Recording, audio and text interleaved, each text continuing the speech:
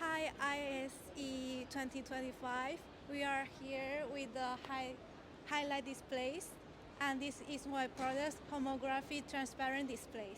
This one is the fixing installation. You can see, and we also have the high mounting like this one. Then we also offer the glass mounting.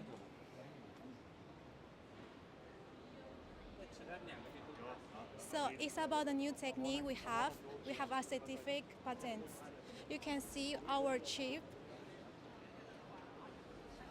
here, and this is the lamp. And the chip is very tiny behind the lamp. You can take a zoom here.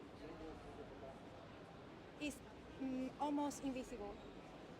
So every chip can be used for the 10 lamp here.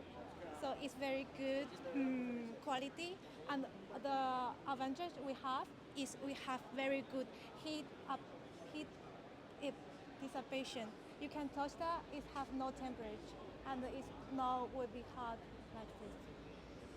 And then with this one is pitch 4.8. You can see very clearly what's behind it.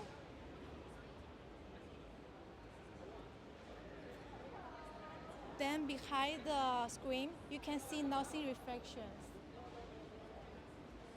But in front of the screen, you can see all the imaging.